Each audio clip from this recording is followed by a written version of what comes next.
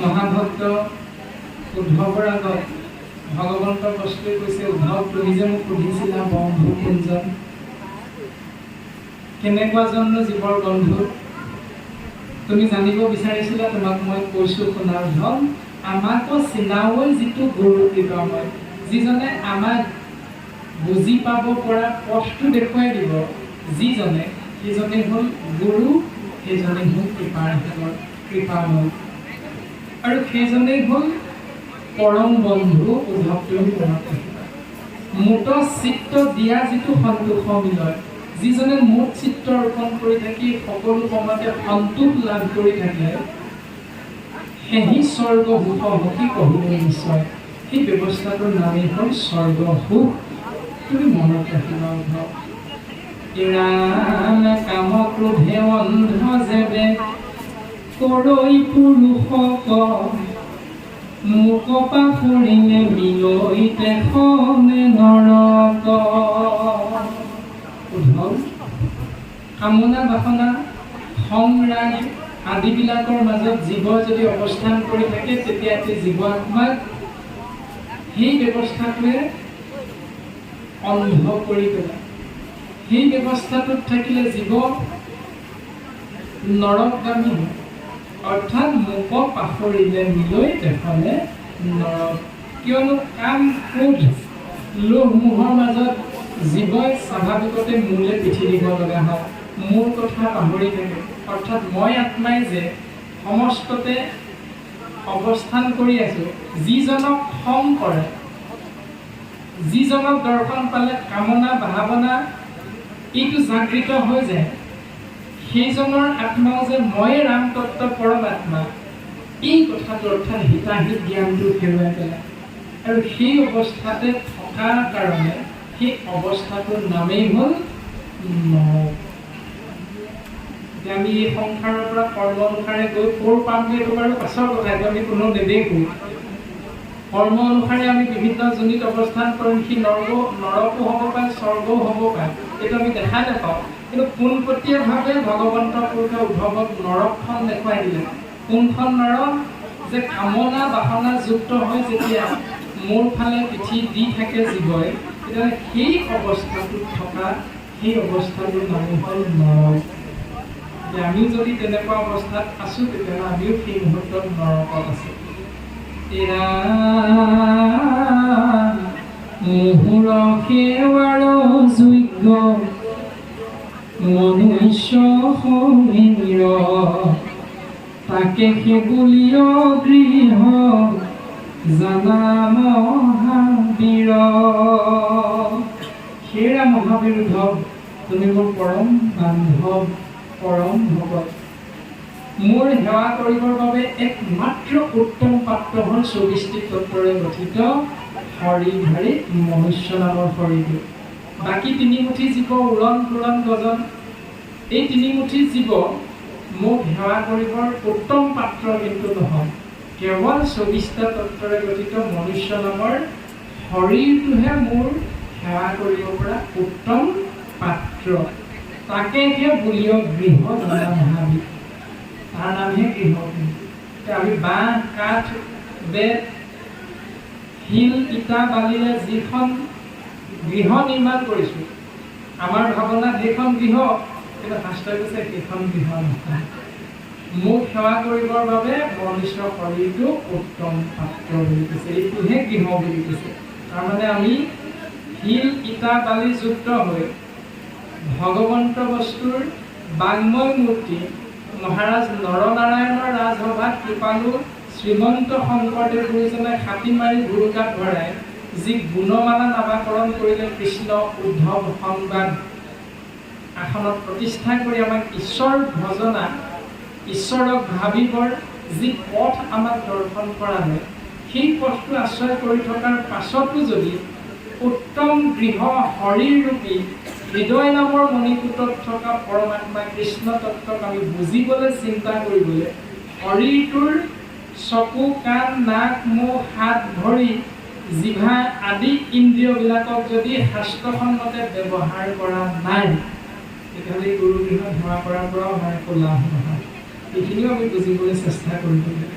কিয়নো এই গৃহটোৰ হৃদয়ৰূপী মণিকূটত পৰমাত্মা আছে। তেওঁ কি কৰিলে ভাল পায়? পৰমাত্মাৰ আহাৰ কি?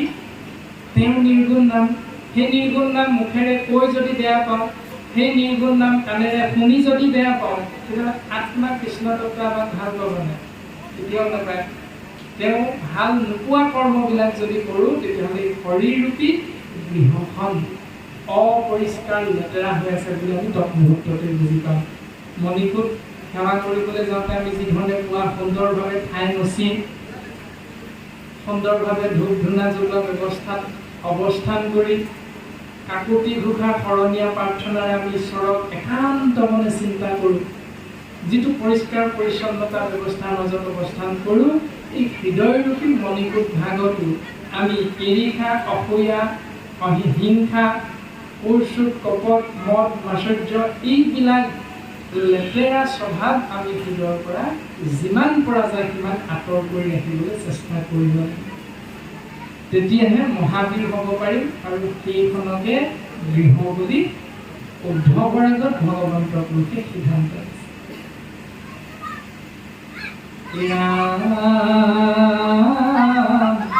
নকৰৈ ভকতি মন তুষ্ট নাই, যাৰ তাকে বুলি দৰিদ্ৰ অধম কুলাংগাৰ।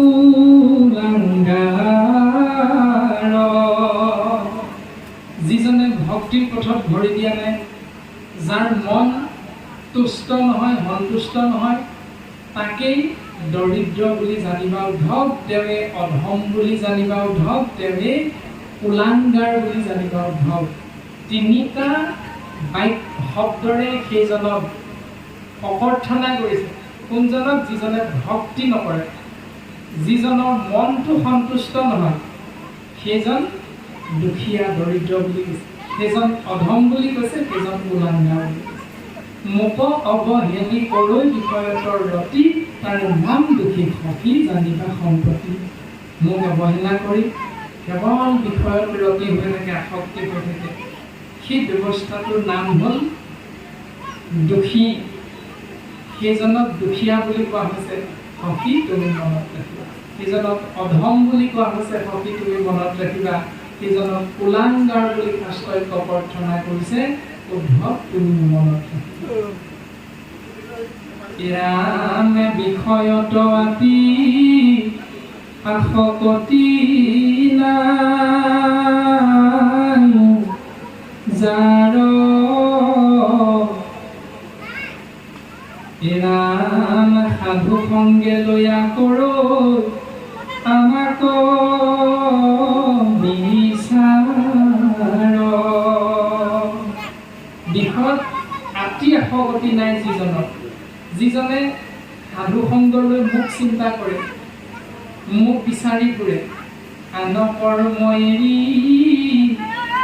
ভকতি তৎপৰ,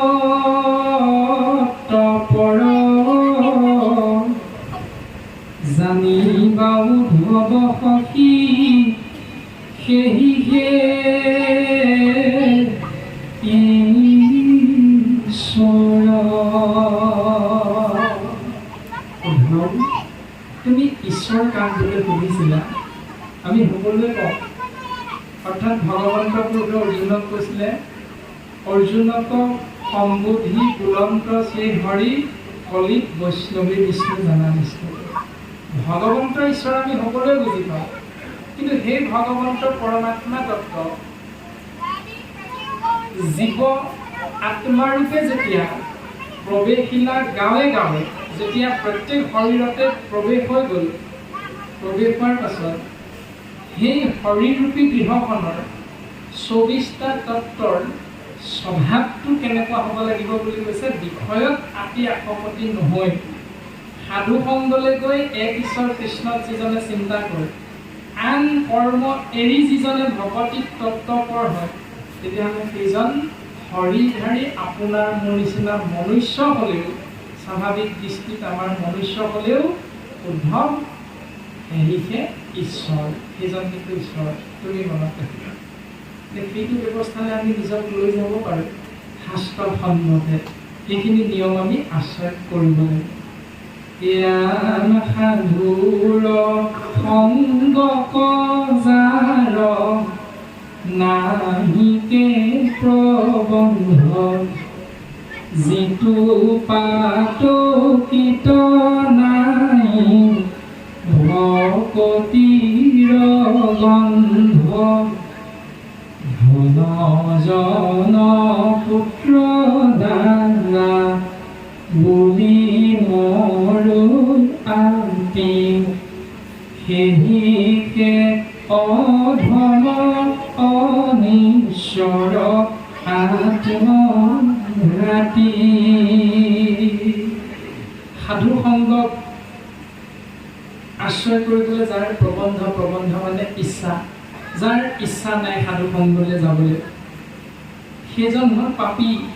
আৰু সেই পাতকীজনৰ ভকতিৰ গন্ধ নথকাৰ বাবে মোৰ ধন মোৰ জন এই বুলি কৈ যিজনে মৰে এই সংসাৰত সেহিটো অধম, সেইজনে হ'ল অধম, সেইজনে হ'ল অনিশ্বৰ আৰু আত্মঘাতী। উদ্ধৱ তুমি মনত ৰাখিবা।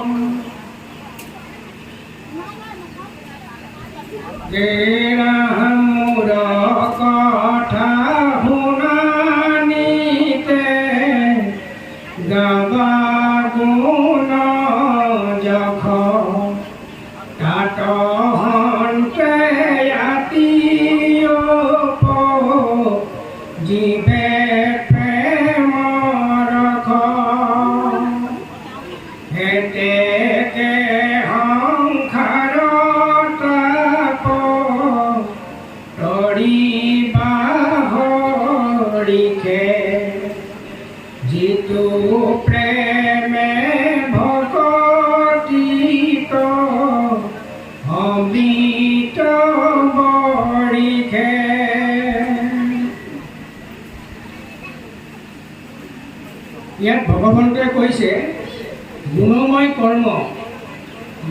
কৰ্ম যিমানবিলাক আছে সকলো পৰিহাৰ কৰি নিৰ্গুণ ভকতি অৰ্থাৎ গৌৰ ভকতি অৰ্থাৎ ভগৱন্তৰ ভকতি কৰি সংসাৰ কৰিবৰ কাৰণে ভগৱন্তই উদ্ধৱক উপদেশ দিছে। গুণেহে কৰিছে হ'বই সংসাৰৰ ক্লেশ তাকো তৰিবাকো হকি শুনাব পাৰি। তাৰ উপদেশ ভগৱন্তই কেনেকৈ দিছে? মোৰ কথা শুনা নিতে গাবা গুণ যক তাতো হন্তে আপি উপজিতে প্ৰেমৰ। ভগৱন্তৰ গুণানুকীৰ্তন কৰিবৰ কাৰণে আমাক প্ৰথমতে ভক্তৰ ধন লাগিব। ভক্তৰ ধন যেতিয়ালৈকে আমি ল'ব নোৱাৰোঁ তেতিয়ালৈকে আমাৰ মনত ভগৱন্তৰ বিষয়লৈ একো এটা বিচাৰ আমাৰ মনলৈ নাহে। অৰ্থাৎ ভকতৰ ধন নোপোৱালৈকে আমি ভগৱন্তৰ গুণানুকীৰ্তন কৰিব নোৱাৰোঁ।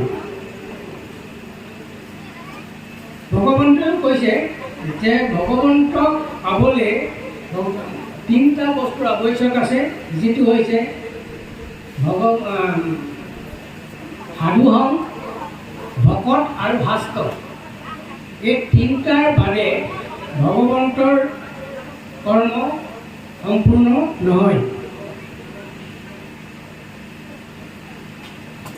ভগৱন্তৰ নাম গুণ যদি আমি পুৱা গধূলি প্ৰতিদিনে আমি লৈ থাকোঁ, তাৰ পৰা আমাৰ মন নিৰ্মল হয়। আৰু মন যেতিয়া আমাৰ নিৰ্মল হ'ব, তেতিয়াই আমাৰ ভকতিৰ প্ৰেম ৰস আমাৰ হৃদয়ত উপজিব। উদ্ধৱক ভগৱন্তই এইভাগে কথাষাৰ কৈছে। কৃষ্ণ জগতৰে অন্তৰ্যামী আচুৰিত তথাপি কৰ্মীৰ মনে নুহিকে দেখত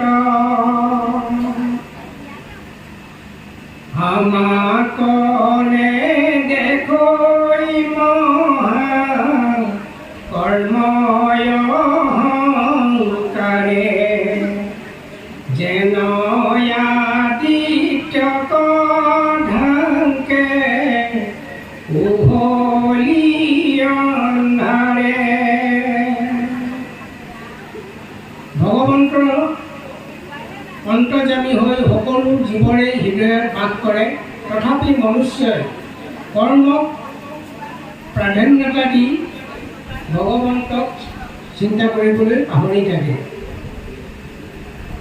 আৰু যেতিয়া মনুষ্যই বা জীৱই ভগৱন্তৰ স্থিতি বুজি পাব, আৰু সেই বুজি পোৱাৰ সময়ত যি ধৰণে সূৰ্যক ডাৱৰে ক্ষণমাত্ৰকৰ কাৰণে ঢাকি ৰাখে, কিন্তু ক্ষণমাত্ৰকৰ কাৰণে আকৌ উজ্জ্বল হয়, সেই অনুপাতে এই কৰ্মবন্ধনেও যদি ভগৱন্তৰ শ্ৰৱণ কীৰ্তনত নিৰ্মলভাৱে শ্ৰৱণ কীৰ্তন কৰিব পৰা হয়, তেতিয়াও আমাৰ ভগৱন্তৰ প্ৰতি আমাৰ প্ৰেম ৰস উপজিব। হে ৰাম নৰতন নৌকায়িত ভূতৃষ খাৰ উপদেশ দাতা গুৰু ইহাৰ কন্তাৰ মই অনুকূল বায়ু পূয়া কৰো পাৰ তথাপি নতৰে যিটো দুৰ্ঘোৰ সংসাৰ হীনৰে কৰে কৌতুকতে আত্মঘাত আপোনাক আপুনি পেলাবই যাতনাত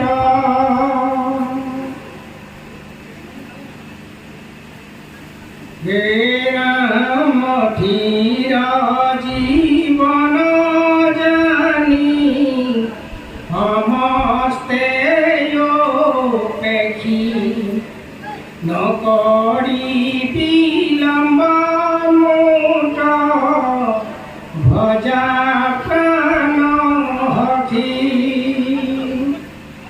মন্ত্ৰ তপ ঔষধ ধাৰণা ধৰি বন্ধ মৃত্যু কটৰিবে কৰৈ অনেক প্ৰবন্ধ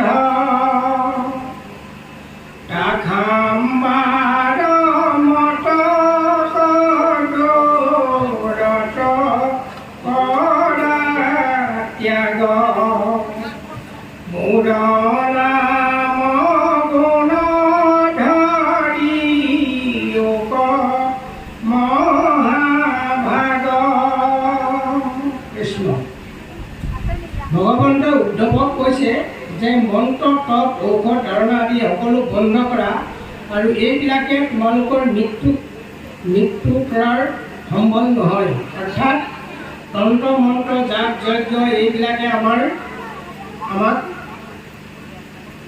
সংসাৰ কৰিবৰ কাৰণে সহায় নহয়।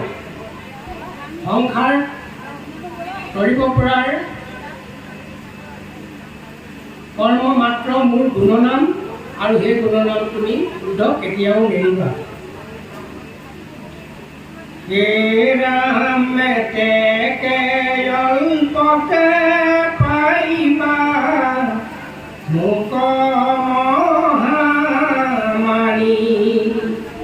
কহিলো স্বৰূপ সখী বেদ তত্ত্ববাণী, আতপৰে নাই অনায়াস সুখ পথ, মোৰ সন্মত তুমি লৈও মহাৰথ, কৃষ্ণৰ বচন পাছে উদ্ধৱে কৰি, পুনৰপি কুশীলন্ত কৰি কৃতাঞ্জলি, জ্ঞান যোগ কৰ্ম যোগ পৰম দুষ্কৰ, আকয়া চৰিবে নাই ভকতি লোকৰ, ভকতি সুগম পথ তোমাৰ সন্মত, মুখতম ভকতি কৰিও কেন মত, ভিক্ষহে জানি মোক কহিও বুজাই, তোমাৰ আমাৰ দেখা দেখি আজি যাই। কৃষ্ণ কৃষ্ণ। এইখিনিত উদ্ধৱে ভগৱন্তক সুধিছে, হে প্ৰভু, ভকতি সুগম পথৰ তোমাৰ সন্মত মুখ্যতম ভকতি কহিও কেন মত। উদ্ধৱে ভগৱন্তক সুধিছে যে প্ৰভু, উত্তম ভকতি কেনেমতে আমি কৰিব পাৰোঁ, এই কথাষাৰ তুমি মোক বুজাই দিয়া, কাৰণ আজিৰ পৰা তোমাৰ আৰু মোৰ দেখা দেখি নহয়। এই কথাষাৰ উদ্ধৱে ভগৱন্তক সুধিছে। কৃষ্ণ হে ৰাম, ঈশ্বৰ হৃদয়ৰ ঈশ্বৰ মাত এৰিয়াঘ, জ্ঞানটো কৰ্মটো কোনে কৰিবে বিশ্বাস, প্ৰিয়তময়াত মাক কোনে তেজি যাই, আন দেৱান্তৰ কভ জীৱে আখি খাই, বাহিৰে ভিতৰে তুমি দিয়ায়ো দেখ, দ্বিতীয়ৰ পৰম গুৰু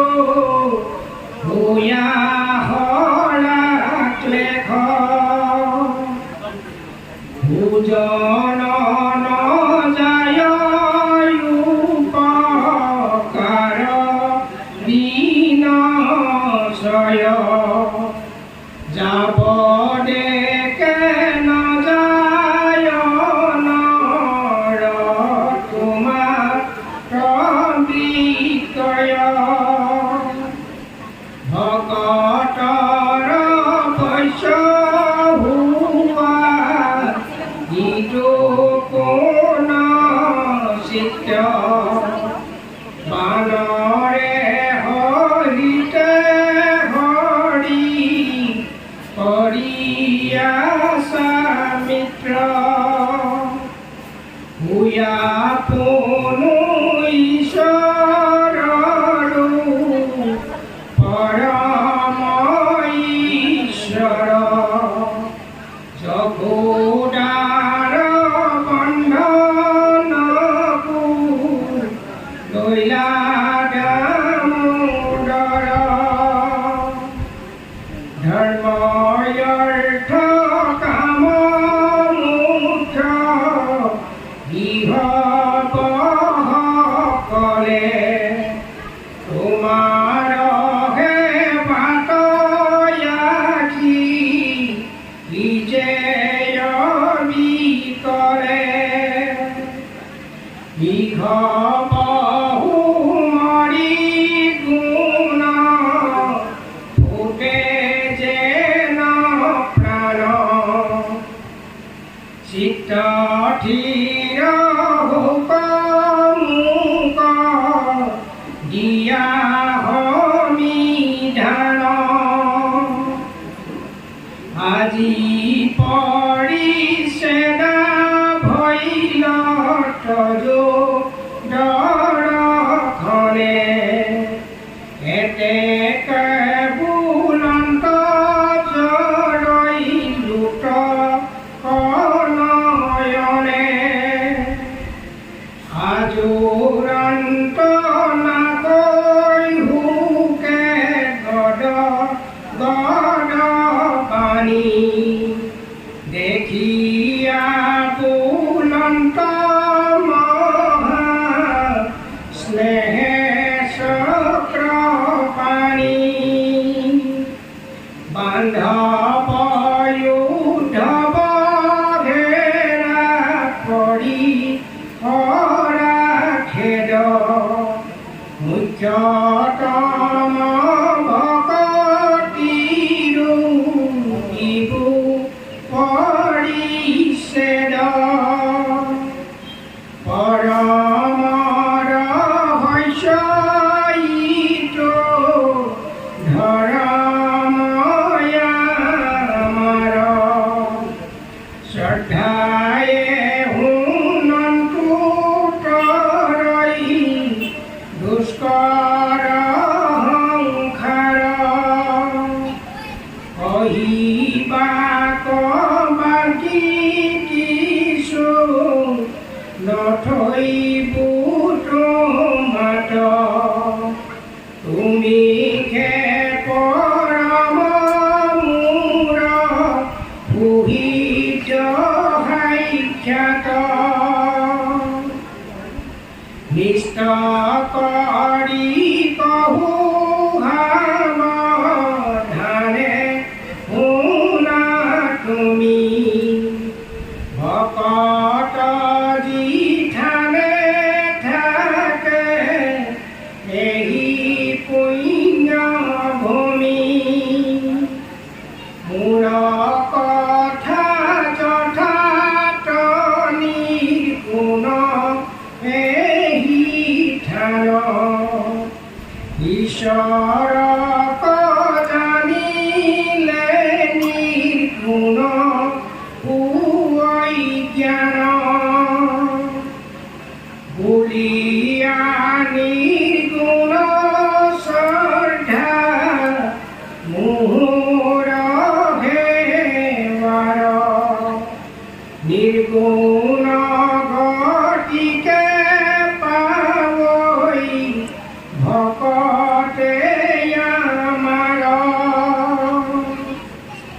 আত্মজ্ঞানী গণো হুই মায়া এ মোহিত জানি মোৰ হেৱাতয়ে কান্তে দিয়া চিত্ত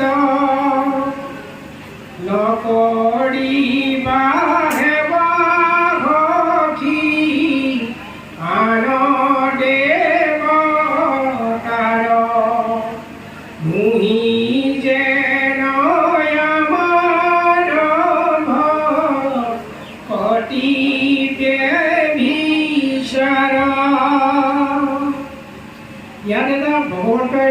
উদ্ধৱক বৰ ডাঙৰ উপদেশ দিছে যে মোৰ ভকতি কৰা ভকতসকলে কেতিয়াও আন দেৱতাৰ সেৱা নকৰিবা। অৰ্থাৎ আন দেৱতাৰ যদি সেৱা হৰি ভকতে কৰে তেতিয়াহ'লে তেওঁ ভকতি ব্যভিচাৰ হয় বুলি উদ্ধৱক উপদেশ দিছে। গতিকে আইবা সমস্ত আপোনাসৱেও একান্ত হৰি ভকত আৰু আপোনাসৱে যাতে আন দেৱ দেৱীৰ পূজা সেৱা অংশগ্ৰহণ নকৰে, ভগৱন্তই ইয়াৰ উপদেশ দিছে। কৃষ্ণ হে ৰাম ভকতৰ সংগ সখী নৈবা প্ৰথমত শ্ৰৱণ কীৰ্তন মূৰ কৰিবা সতত অনেকে একত্ৰ হৈয়া কৰি হৰি ৰব কৰাই পায়া মাৰ মহা যাত্ৰা মহোৎসৱ দণ্ডেশ্বতে বিচিত্ৰ চামৰে চতুৰ্দোলে পুৰাই বায়া মাক মহা বাদ্য ভণ্ডৰুলে মূৰ যখ গায়া যিটো জনে কৰৈ নিত্য নাহি তাৰ চিন্তা কিছু ভৈলা কৃত্য। কৃষ্ণ ইয়াত ক'লে অনেক একত্ৰ কৰি হৰি ৰ'ব কৰাই বা আমাক মহাযাত্ৰা মহোৎসৱ। ইয়াত মহাযাত্ৰাখন ভগৱন্তটো গুচিয়ে যাবগৈ। এতিয়া তাত মানে ভগৱন্ত কেনেকৈ মহোৎসৱ কৰি পিনি মানে পুৰাবলৈ কৈছে। ইয়াত এই আমি যে ভাগৱত ভ্ৰমণ কৰাওঁ, সেয়া ভাগৱত ভ্ৰমণ যেতিয়া আমি কৰোঁ, শংখ মৃদং ঘণ্টা আদি সকলো আমি মানে বজাই তেওঁক মানে ভ্ৰমণ কৰোঁ নে নকৰোঁ, সেই অনুপাতে কৰাব লাগে। কৰাই বা আমাৰো মহাযাত্ৰা মহোৎসৱ। কাৰণ ইয়াক কয় উৎসৱ কীৰ্তন। কীৰ্তন যেনেকৈ 5 প্ৰকাৰ আছে, 5 প্ৰকাৰ কীৰ্তনৰ ভিতৰত উৎসৱ কীৰ্তন ভাগ হৈছে এই ভাগ, যি ভাগত আমি ভগৱন্তক হৃদয়ত লৈ, অৰ্থাৎ তেখেতৰ বাংময়ী মূৰ্তি নহয় জানো, ইয়াত তেখেতৰ এই বাংময়ী মূৰ্তি ভাগ মূৰৰ ওপৰত তুলি আমি উৎসৱ কৰি মানে ভাগৱত ভ্ৰমণ কৰাওঁ। তাকে সেই ভাগত কথাই কৈছে ইয়াত। হে ৰাম বাৰৈ হাত তালি গীত কৰিয়া কীৰ্তন মোৰ প্ৰেম ভাগতয়া কুল কৰৈ মন মাটি তলুটাৰি পাৰৈ যিটো মহাক্ষয় বৈলো সৈতে সখী তাহাতে বিক্ৰয় শুনি উদ্ধৱ ইয়াৰো ৰহস্য ভকতি কৰিবা অভ্যাস তুমি ধীৰ কৰি মতি বাহিৰে ভিতৰে জানা ইটো জগতৰ পৰিপূৰ্ণ ভাৱে আছো পৰম ঈশ্বৰ জানিতো তত কথা স্থিৰ চিত মুকে দেখিবা মাত্ৰ নমস্তে প্ৰাণিত আপোনাতো দেখিবা ঈশ্বৰ যন্ত্ৰজনী জ্ঞান দৃষ্টি চাই মোক ফুৰিবা প্ৰমাণী ব্ৰহ্মাণ্ডৰ চন্দা কৃষ্ণ ব্ৰাহ্মণৰ চন্দালৰ নিবিচাৰি কুল দাতাত চূড়ত যাৰ দৃষ্টি এক তুল নিশত সাধুত যাৰ ভৈল এক জ্ঞান তাকে পণ্ডিত বুলি ইহে সৰ্বজন এয়া হৈছে পৰম ৰহস্য ভগৱতী অৰ্থাৎ সমস্ত জগততে সমস্ত জীৱক একেজন ঈশ্বৰ বুলি ভাবিব পৰাটোৱে হৈছে পৰম ৰহস্য ভগৱতী আৰু উদ্ধৱ তুমি সকলোতে মোকে দেখিবা আৰু তোমাৰ নিজৰ শৰীৰটো শেষত গৈ মোকে দেখিবা এই কথাটাকে ইয়াত উদ্ধৱক কৈছিলে হে ৰাম বিশেষত মনুষ্য নত জিতো নৰে জ্ঞান দৃষ্টি সৰ্বদায়ে মোকে মান্য কৰে ঈৰ্ষায় ফুয়ায় তিৰস্কাৰ অহংকাৰ নষ্ট হুৱইতে বেহবে তাৱক্ষণে তাৰ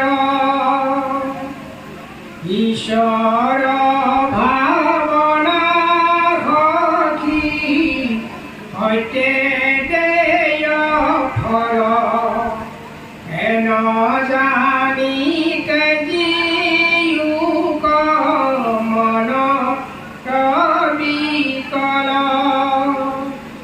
হৈবে কয়া পুনি পূৰ্ব বাখনা বিনাশ মোহৰয়া দেখে তুমি কৰিবা অভ্যাস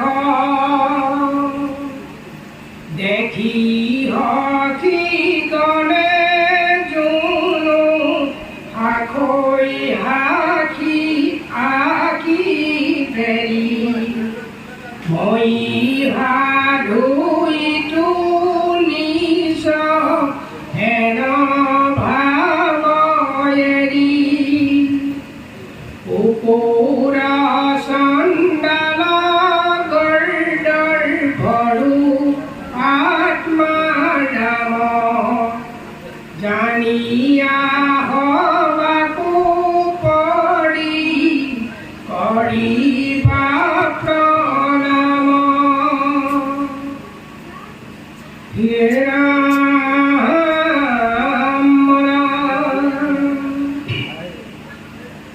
সমস্ত ভূততে আত্মা বুদ্ধি নুহি যাবে কায় বাক্য মনে অভ্যাসিবা এহি ভাবে সমস্ত প্ৰাণী কহ দেখি বাহাময়ী হম উপায় মধ্যত হইতো অতি মুখ্যতম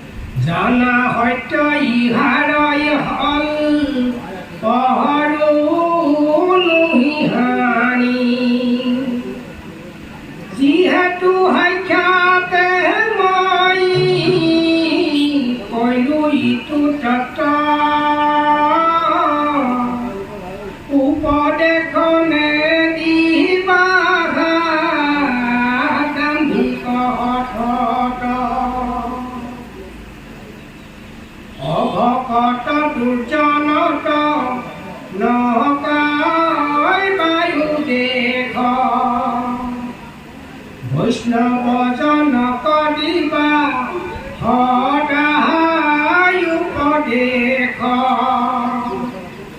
শ্ৰীহুত কৰৈ যে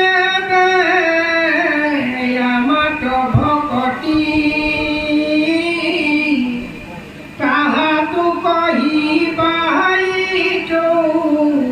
জ্ঞান মহামতি হে ৰাম জানে যিটো মুখ্যতম ভকতি আমাৰ আউৰ জানিবাৰ বাকী নাথাকিল তাৰ যেন যিটো অমৃত পিয়ৈ সৰ্বদাই আউৰ তাৰ মধুৰ পিবাক বাকী নাই শুনি উদ্ধৱহিহে সাধু বুদ্ধিমন্ত পৰম চতুৰহি মহনৈষ মহন্ত মুকে মাত্ৰ ভজই যিটো তেজি ধৰ্ম নিজ মিছা কলে পহৰে কৰ মুকতি বাণিজ্য জানিবাই উদ্ধৱ যিটো দিলো উপদেশ তোমাৰ কি হুকমুহ গুচিল নিশেষ যে বেঙটো বুজা কবা মনে অবগাই কহিবু তোমাক ভকতি দুলাই ইয়াত কৈছে উনি উদ্ধৱহিহে মহা বুদ্ধিমন্ত অৰ্থাৎ সাধু বুদ্ধিমন্ত পৰম চতুৰহি মনুষ্য মহন্ত মুকে মাত্ৰ ভজই যিটো তেজি ধৰ্ম নিজ মিছা কলে পৰ কৰি মুকুতি বাণিজ্য অৰ্থাৎ ভগৱন্তই উদ্ধৱক কৈছে যে যিজন মনুষ্যই মাত্ৰ মোক ভজে তেওঁ আগত তেওঁ যি ধৰ্ম আছিলে নাই সেইটো এৰি মাত্ৰ হৰি ভগৱন্ত কৃষ্ণতেই যি ভজি থাকে তেওঁ এই সংসাৰত মুকুতি পায় এই কথাষাৰ কৈছে।